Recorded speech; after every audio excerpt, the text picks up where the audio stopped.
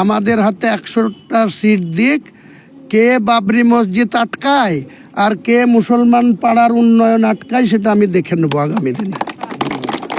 কারো দয়াই নাই। আর লক্ষ্মীর ভাণ্ডার 1000 দিচ্ছে, আমরা 100 সিট পেলে আগামী দিনে নির্ণায়ক শক্তি নিয়ে পার মা বোনদের 3000 টাকা করে লক্ষ্মীর ভাণ্ডার দেব। আর 1,20,000 টাকার ঘর দিতে গিয়ে তৃণমূলের ক্যাডাররা 10,000 20,000 করে টাকা নেয়। কোনো ফ্রি অফ টাকায় 2 লাখ করে ঘরের টাকা দেব, 2 লাখ করে। কেনা হয়ে গেছে 17 বিঘি কেনা হয়েছে, এখনও মোটামুটি আরও 17-18 বিঘি কিনবো। টোটাল 35 বিঘি জায়গার উপরে ওইখানে 500 বেডের হসপিটাল, বড় হোটেল, পার্ক, একটা হেলিপ্যাড, হেলিকপ্টার নামার জন্য সমস্ত কিছু হবে। 10ই ফেব্রুয়ারি থেকে, তার আগে বলেছিলাম যে 1 লাখ লোকের কোরআন পাঠ করে মসজিদের কাজ শুরু করব। কিন্তু সেটা ফেব্রুয়ারিতে হচ্ছে না। জানুয়ারির 1 ফেব্রুয়ারি আমি ব্রিগেড করব।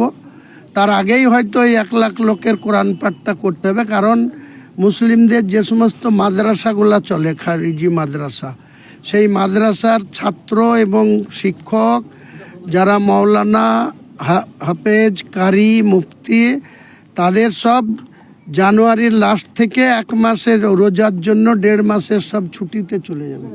তার জন্য আমি খুব সম্ভবত জানুয়ারির কোনো একটা ডেটে এই 1 লাখ লোকের কোরআন পাঠ করিয়ে 10ই ফেব্রুয়ারি থেকে ব্যাঙ্গালোর থেকে একটা সংস্থাকে নিয়ে এসছি, তাদেরকে দায়িত্ব দিয়ে দিচ্ছি। তারা আগে শুরু করবে মসজিদের কাজ, তারপরে ভোট হয়ে যাবে, তারপরে বাকি প্যাকেজের কাজ শুরু হবে।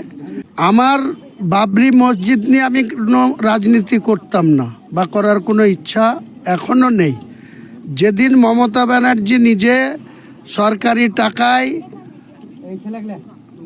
জগন্নাথ মন্দির করেছে, আবার রাজ্যের ইকো পার্কের সামনে, ওয়েস্টিন হোটেলের সামনে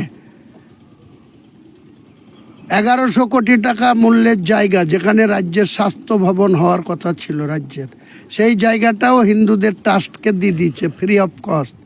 এবং 262 কোটি টাকা হিডকোকে দিয়ে মন্দির বানাচ্ছে। যতক্ষণ এইসব কাজ করবে, আমি সরকারি কোনো টাকায় নয়, মুসলমানদের টাকায় বাবরি মসজিদ করব, সেখানে একটা এডুকেশন হাব, ইউনিভার্সিটি করব, 500 বেডের হসপিটাল করব।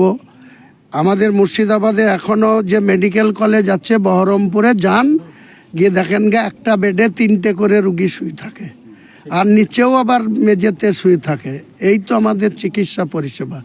আর দিদি যেটা বড়াই করে বলে যে লক্ষ্মীর ভাণ্ডার 1000 টাকা, যারা দিদির দলকে ভোট দিয়ে ক্ষমতা দেয় তাদের দেয় 1000 টাকা, আর দিদির পাছায় যারা আছড়া বাস দেয় তাদেরকে দেয় 1200 টাকা, বুঝলেন।